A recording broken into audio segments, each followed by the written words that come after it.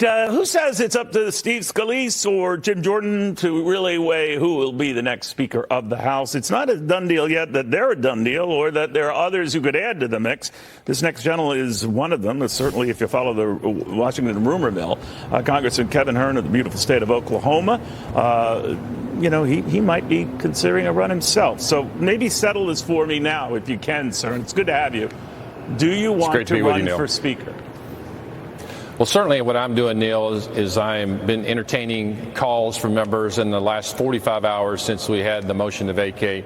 I've spent over 30 hours meeting with members, talking on the phone with members, listening to what they need to see in the next speaker so we can reunify and move the conference together and the country together. And so when I get through with those calls, I'll make that decision. But I want my decision based on what 221 Republicans have given input into. All right. Well, the talk is that you've already made it. Mike McCall, the Republican colleague of yours from Texas, has said that you have told a delegation there that you indeed do intend to run. Well, I certainly laid out my plan to the Texas delegation. It's the largest delegation in the country. And I guess he was so excited about what I had to say, maybe he was wanting me to run. All right. Now, again, you mentioned the math here and getting all of those votes. And no matter who ultimately gets them, you'll still have a narrow caucus in your favor. So that makes it sometimes a suicidal mission, doesn't it? You look at what happened to Kevin McCarthy and say, could happen all over again. We have such a narrow majority here. It could happen again. Well, Neil, I spent 35 years in business before I came here, running very large organizations, businesses that I created and grew to thousands of employees. I've only been in Congress 5 years, and there are a lot of people who say the status quo on how people become speaker has got to change if we're going to change the direction of this country. And so I'm willing to take on that task if, in fact, that we can get to 218 votes. And so that's what I'm working on. We have got to come out unified next Wednesday with a speaker so that we can hit the ground running. We've got so much to do for this country, and we have a short time to do it. What did you think of how the whole McCarthy thing was handled? Well, certainly it was a troubling time. It was a historic time, not one that at the end of the day we're going to be proud of. I don't think either side is proud of that. I mean, that's just my take on it. But we've got to move forward now. Looking backward, you get your experiences from what happened in the past, and you use those to create a brighter future. And that's what I intend to do if I take this leap, is to make sure that we reunify our party to get conservative ideas pushed so that we can push back on Joe Biden and the Democrats that have an open border, a terrible energy policy, and an inflation and an economic situation that is absolutely terrible for the American people. Now, so you were not among the 8 in your party who voted against Kevin McCarthy. What do you think of those 8 who did? Well, certainly you would have to ask them individually. I'm sure they had their own reasons. They expressed those. I've actually talked to half of them, and they still stand by that. What do you think of them? Because some of your colleagues who didn't go that route, in fact, supported Kevin McCarthy, said that what they did was impulsive and childish and ruinous for the party. What do you say? Well, what I say, Neil, is you can look at my record. I have never talked ill about any member of the Republican Party. I'm a true Ronald Reagan guy that started my first business under Ronald Reagan. I believe in the 11th commandment of the Republican Party, which is we don't speak ill will of each other. So I take those lessons of what we learned in that to move forward to make a better leader out of this. I know it's easy to make. I know what you're saying about not speaking ill of others in your party, and that's admirable, sir, and you're true to your word. But the fact of the matter is that you're in the minority there, because a lot of Republicans speak ill of other Republicans, including the guy who urged Republicans to stop fighting with each other, Donald Trump himself.